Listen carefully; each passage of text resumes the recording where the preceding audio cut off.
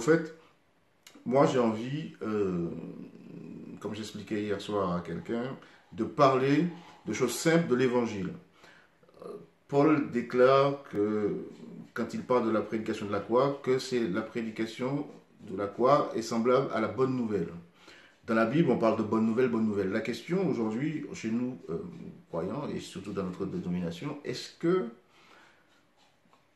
quotidiennement, on ressent ces effets de la bonne nouvelle? Moi, je vous pose la question chez vous.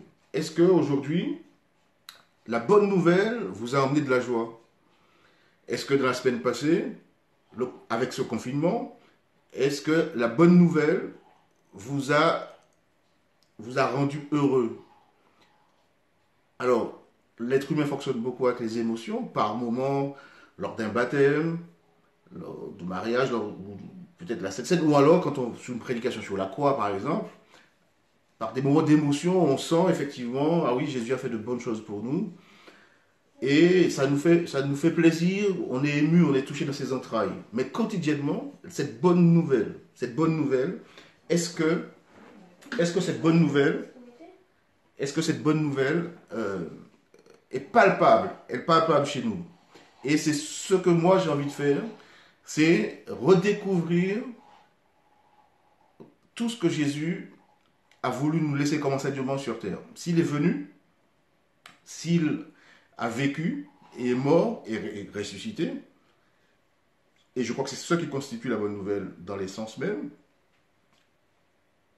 je pense qu'il mérite, enfin cela mérite qu'on attache peut-être un peu plus d'importance à tout ce qu'il nous a laissé comme enseignement à travers les paraboles, à travers tout ce qu'il a pu dire, à travers euh, l'expérience avec les disciples, dans l'adversité avec les pharisiens, et ensuite, pour arriver jusqu'à la croix, je pense que il nous a laissé beaucoup, beaucoup d'enseignements. Alors, je sais que les adventistes, on est très...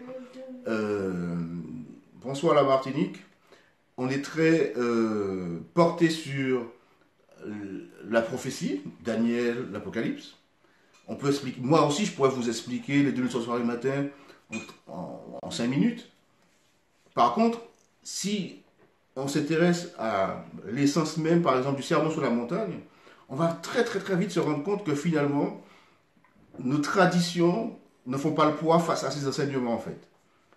Et j'aimerais, par des courtes méditations quotidiennes, vous inciter, donc avec moi, parce que pour être honnête, hein, ces méditations, je pense que je le fais d'abord pour moi. Donc j'ai aucune prétention en donneur de leçons, mais j'aimerais, avec toutes les personnes que je connais, les personnes qui sont amoureuses du Seigneur, redécouvrir ce Seigneur. Dernièrement, dans notre église, quelqu'un est venu prêcher, est-ce que Jésus est l'être le plus désiré de l'univers? Et ça m'a fait réfléchir également.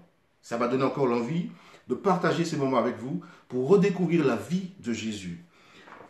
Il y a une citation d'Ellen White qui dit ceci.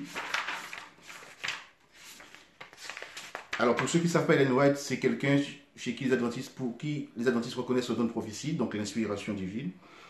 Elle a écrit: il nous serait avantageux de passer chaque jour 1 heure dans la méditation et la contemplation de la vie du Christ.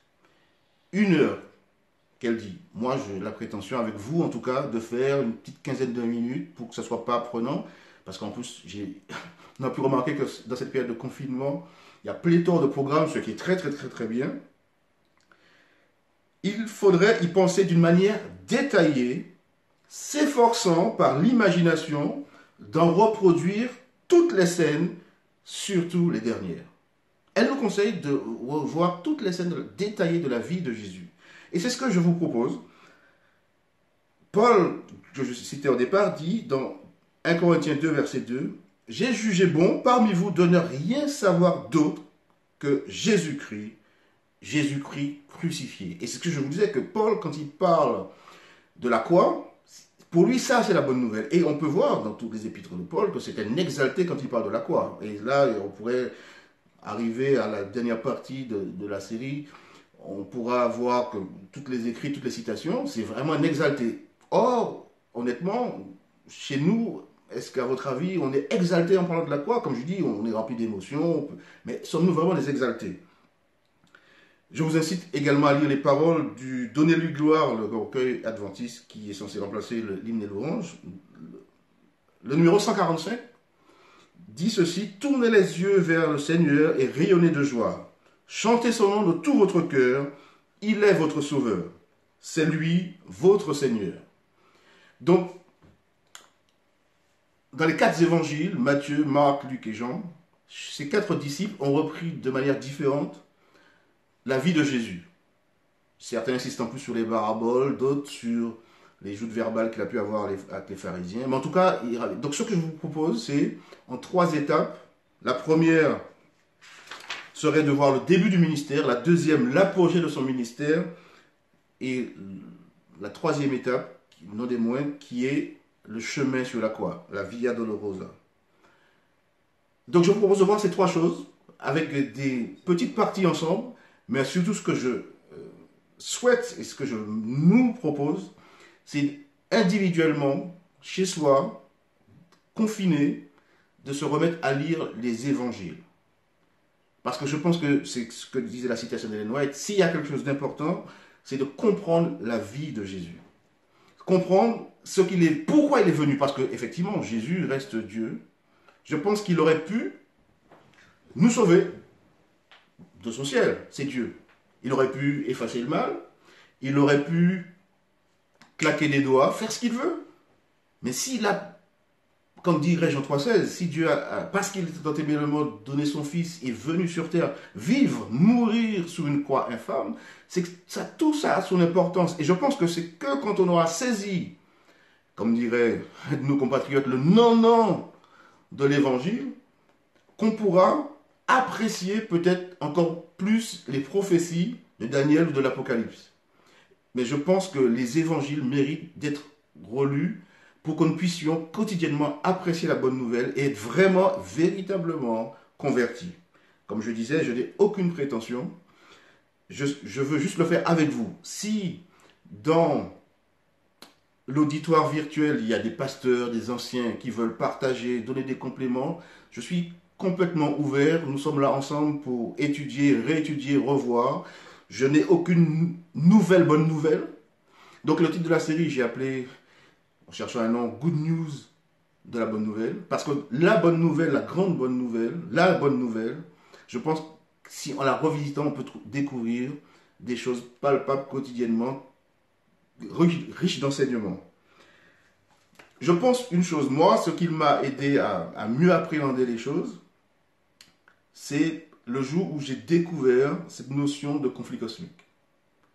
Parce qu'en fait, on pourrait, je me rappelle, dans le Bonsoir Charlet, dans le métro, j'ai étudié le sanctuaire. J'avais à chaque fois une tragédie des siècles. Et tous les jours, j'avais beaucoup de temps de trajet, je lisais ma tragédie des siècles, je surlignais. Et ma femme peut en témoigner, je pense que je n'ai dû acheter 15 parce qu'en fait, à chaque fois que quelqu'un était assis à côté de moi, lisait en même temps que moi, j'avais même du mal à tourner les pages. À la fin du trajet, je lui offrais la tragédie des siècles et elle n'hésitait pas à le prendre. Parce que c'est quelque chose de plutôt riche, je ne sais pas si vous connaissez ce livre, je vous conseille. Donc j'ai étudié tout le sanctuaire et ça, c'était que des informations. Le livre de l'Apocalypse, je l'ai lu, c'est beaucoup d'informations. Par contre, quand on met tout ce qu'on a comme information à la lumière, le tableau de fond du conflit cosmique, je pense que là, on comprend l'origine de tout et la fin de tout. Donc, aujourd'hui, c'était juste l'introduction, comme je vous disais, par rapport au témoignage de Josias, que je remercie encore. Je me suis vraiment décidé à me lancer. Et donc, c'était qu'une intro. Mais je vous propose juste de se mettre d'accord sur des éléments essentiels avant d'attaquer vraiment la vie de Jésus. Le conflit cosmique. Parce que c'est ce que je disais, on peut se poser la question, Jésus aurait pu nous sauver. En claquant des doigts, pourquoi il est venu vivre sur cette terre misérable avec les pécheurs que nous sommes? Pourquoi il a dû mourir sur une croix infâme? Et je pense que beaucoup se posent la question. Certainement dans notre auditoire, beaucoup, et j'espère une majorité, connaissent la réponse. Mais je pense qu'il est toujours bon de revoir tout cela. Je ne vais pas revoir en détail tout le conflit cosmique, je vous renvoie juste à l'origine du mal, soit de la tragédie des siècles ou de Patriarche et Prophète. Et là, vous allez voir en détail. Mais il y a des notions essentielles. Déjà, la notion de péché, l'origine du mal. L'origine du mal vient juste de manière, pour la résumer de manière simple, c'est dans un monde parfait, quelqu'un a dit pourquoi pas moi. Dans un monde parfait où tout était tourné vers le Père, vers Dieu, donc Dieu d'abord, l'autre et moi en dernier, quelqu'un a dit pourquoi pas moi. Et je ne sais pas si c'est un terme, je sais pas si c'est un terme grec ou un terme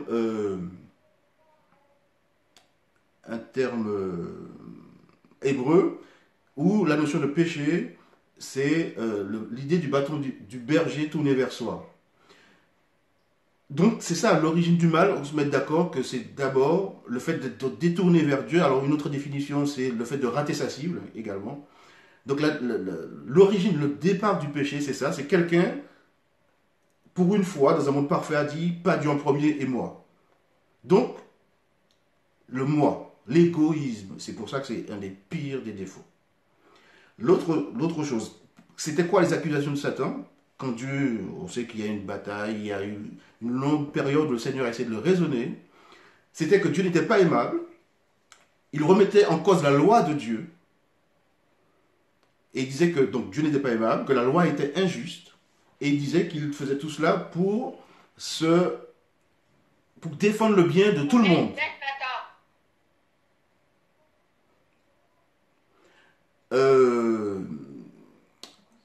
Donc je disais, l'origine du mal, c'est la notion d'ego. Ensuite, ce que Satan disait, c'est que Dieu n'était pas aimable et qu'il mettait en cause la loi de Dieu.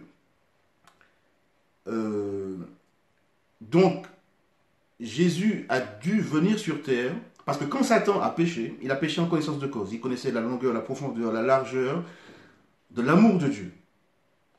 Quand l'homme a péché, il ne savait pas tout cela.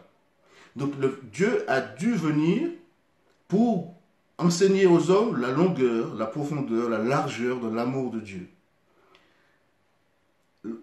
L'autre notion, c'est que la loi de Dieu est immuable. Donc, quand l'homme a péché, Satan a réclamé la sentence. Puisque la loi est immuable et que la loi réclamait la mort, et c'est pour ça que Jésus a dû venir mourir pour satisfaire la loi. Et c'est pour ça que Jean 3,16 reprend toute sa dimension. Donc ça, c'est pour parler sans s'étendre là-dessus. Je pense que la majorité d'entre nous en sait, mais il faut bien qu'on se mette d'accord là-dessus. Parce qu'au fait, à travers la vie de Jésus, on pourra mieux comprendre son renoncement. Et je vous propose, donc, sans aller beaucoup plus loin, puisque je disais qu'on ne va pas trop s'étendre, je sais que le temps est précieux, même pendant ce confinement, parce que quelquefois, il y a plein d'autres programmes en ligne. Je propose de commencer, en tout cas, à discuter du ministère de Jésus, des évangiles par le départ, et je vous propose de juste voir la première tentation du Christ. On peut trouver cela dans Matthieu 4,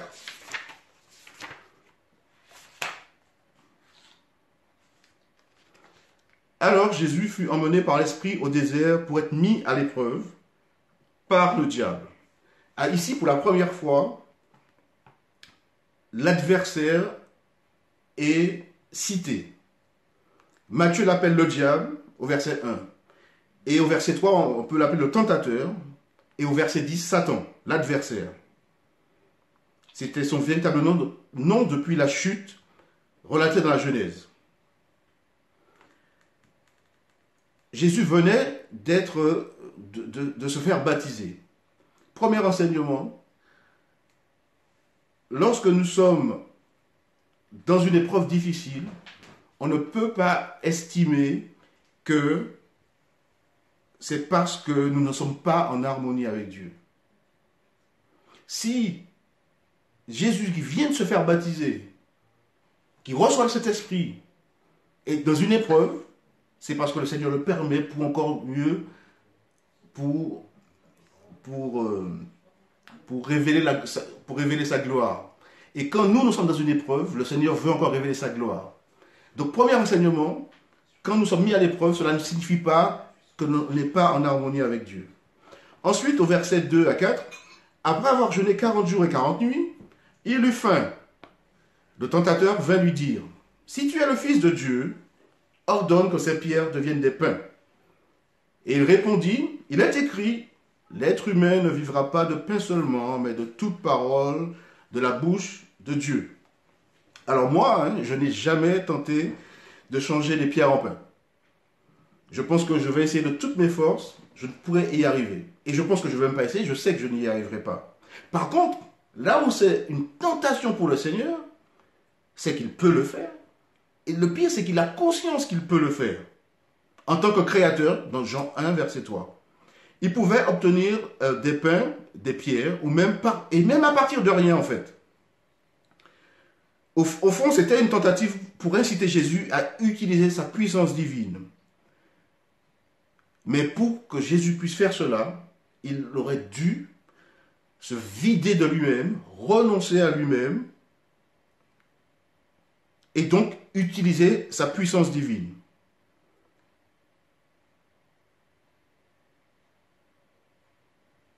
Il savait, Jésus, que le chemin de la croix serait beaucoup plus difficile pour établir son royaume que pour nourrir des pauvres affamés. Cependant, il savait également que le chemin de la croix était le seul qui puisse résoudre le problème du péché. Le Seigneur savait que si il répondait à cette... Parce qu'en fait, on le sait tous, Jésus, il avait très faim après 40 jours. Mais alors, effectivement, nous, on pense que cette tentation est due qu'à la faim. Effectivement, il avait faim. Mais simplement, c'était surtout la tentation d'utiliser, parce que nous, on aurait faim, peut-être qu'on aurait eu du mal à résister à une tentation de manger ci ou cela. Sauf que pour Jésus, ça aurait été tellement facile que là, cette tentation... quelquefois, on a du mal à saisir. Sauf que... alors, je vous propose de voir la deuxième tentation. Versets 5 à 7. Le diable l'emmena dans la ville sainte et plaça sur le haut du temple et lui dit, si tu es le Fils de Dieu, jette-toi en bas, car il est écrit, il donnera à ses anges des ordres à ton sujet et ils te porteront sur la main de peur que ton pied ne heurte une pierre. Jésus lui dit, il est aussi écrit, tu ne provoqueras pas le Seigneur ton Dieu. Là, on peut voir que le diable, il peut citer la Bible de manière impressionnante. Et ça, il ne faudrait surtout pas qu'on l'oublie. Parce que même avec la Bible, on peut induire quelqu'un en erreur. Et là, il citait le psaume 91. Les disciples, en tout cas les Juifs, attendaient quelqu'un qui vienne... renverser le joug romain. Imaginez Jésus qui se jette du temple. Ah, visiblement, c'était quelque chose d'assez haut. Je crois que j'avais lu, c'était à peu près une centaine de mètres. Imaginez Jésus qui se jette du temple et qui atterrit, enfin on peut imaginer ça à la Matrix, qui atterrit et rien n'arrive. Là, je pense que là, il aurait conquis le cœur de tous les Juifs. Il n'aurait même pas eu besoin de passer par la croix. Il aurait établi son royaume direct. Et surtout que Satan incite Jésus à faire cela en citant la Bible. Je ne sais pas, alors moi, avant d'en parler, je réfléchissais, et se mettant du point de vue de Jésus, je pense que c'est une sacrée tentation. Parce qu'en fait, Jésus, son but était venu parce qu'en fait, le long des évangiles, il dit, le royaume de Dieu est semblable. Donc il essayait d'établir le royaume en gagnant le cœur des gens. Et je pense que ce raccourci aurait été vraiment un moyen archi rapide d'avoir le cœur des Juifs. Mais dans la réponse de Jésus, il nous enseigne que le simple fait de citer des passages inspirés ne suffit pas. Les citations doivent être interprétées avec sérieux afin de donner leur sens dans un contexte spécifique et dans le cadre général du caractère de Dieu. La deuxième tentation, là, contient une leçon importante pour nous. Le diable dispose de multiples moyens pour nous égarer, même en utilisant la Bible. Il est essentiel que nous devenions des étudiants de la Bible fidèles afin d'être protégés de Satan qui nous poursuit comme un lion rugissant. Et la troisième tentation, et je propose de s'arrêter là, c'était céder ou persévérer. Le diable l'emmena encore sur une montagne très haute et lui montra tous les royaumes du monde et leur gloire, et lui dit, je te donne tout cela si tu tombes à mes pieds pour te prosterner devant moi. Jésus lui dit, va-t'en, Satan, car il est écrit, c'est devant le Seigneur ton Dieu que tu te prosterneras, et c'est à lui seul que tu rendras un culte. Alors la question, pour terminer, c'est, quel est votre prix? À quel moment serions-nous prêts à céder à Satan? Parce qu'en fait, comme on a l'habitude d'entendre sous-tendre les films, tout le monde a un prix. Alors, pour certains, ce sera peut-être 5 euros, d'autres 50, d'autres 5 millions, d'autres 5 milliards. Après tout, il s'agit d'accepter seulement une fois et de se repentir ensuite. Mais pourquoi pas? Puisque si ce n'est pas nous, quelqu'un d'autre va accepter l'offre. Alors, quelle est notre faiblesse? Quel est notre prix? Les gens passent généralement beaucoup de temps à se demander comment le Christ aurait pu être tenté tout comme nous. Mais je pense qu'il a été tenté bien au-delà de quoi nous sommes confrontés. Ce qui est sûr, c'est qu'on ne peut pas connaître le véritable impact de la tentation, car quand le diable atteint notre prix, nous cédons et nous choisissons d'accepter ce qu'il nous offre. Et encore, le Christ avait des capacités bien supérieures aux nôtres. Donc, il fut tenté bien au-delà de ce que les êtres humains ordinaires peuvent l'être. Alors, dans cette troisième tentation, le diable est allé très loin. Parce qu'en fait, il a utilisé le but même pour lequel Jésus est venu sur terre. Celui-ci pouvait devenir le maître du monde sans passer par la croix, s'il acceptait simplement de se prosterner et d'adorer Satan. Cependant, Jésus décida de se prosterner et d'adorer Dieu seul. Et à ce moment-là, jusqu'au jardin de Gethsémani, Jésus n'a plus jamais été tenté. Alors, quelquefois, on peut penser que quand on remporte la victoire, que Satan laisse tomber. Détrompons-nous. Il n'abandonne jamais.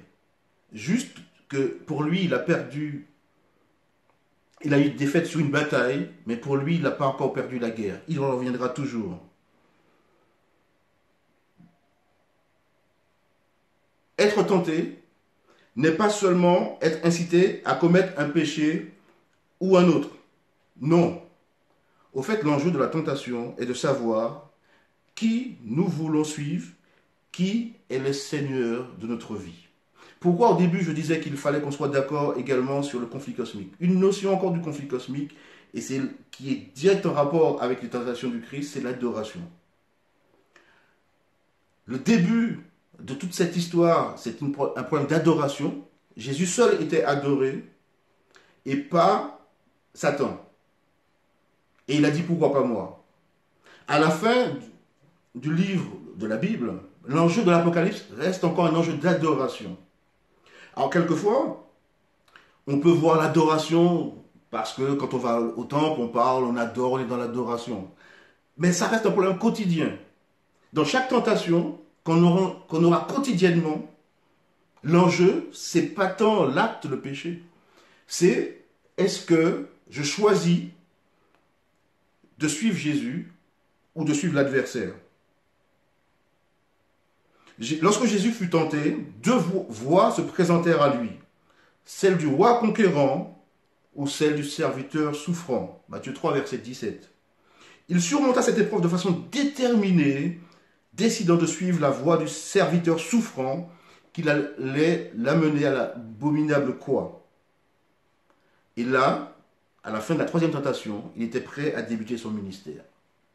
Donc, la question, et c'est ce que je souhaite, c'est que dans nos méditations, de voir des choses très concrètes. Est-ce que dans notre vie, est-ce qu'aujourd'hui, j'ai choisi la bonne voie? Est-ce qu'à un moment, quand j'ai été tenté, J'avais un prix et on a pu m'acheter.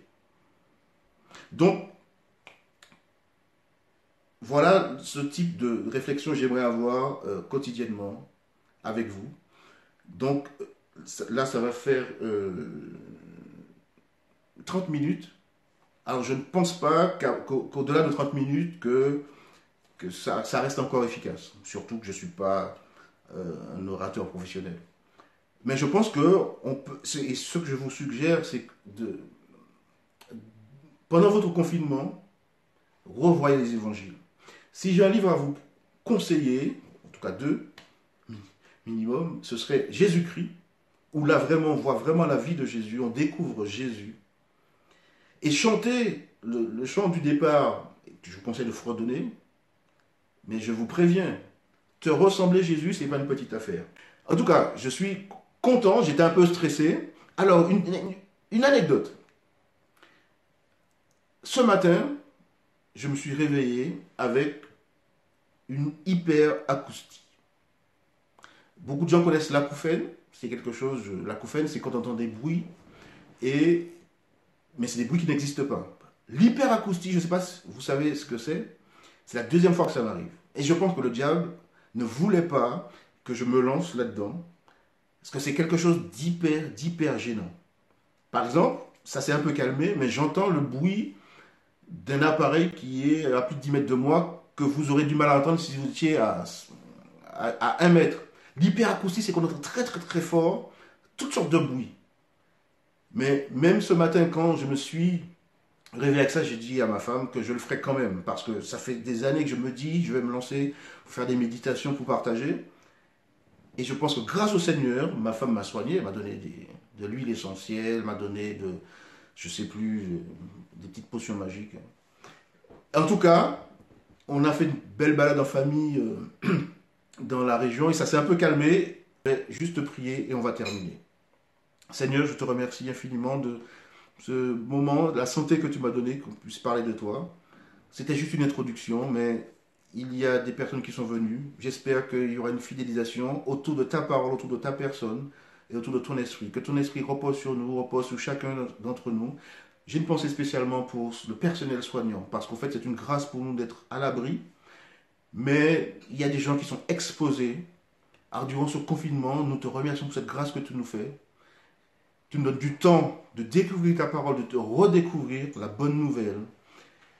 Nous n'avons pas de mérite, mais au nom de Jésus, et nous voulons vraiment étudier ta parole et arriver jusqu'au moment où tu verses ton sang pour nous, où Jésus verse son sang pour nous, et comprendre entièrement et avoir la joie de ce salut au nom de Jésus. Amen.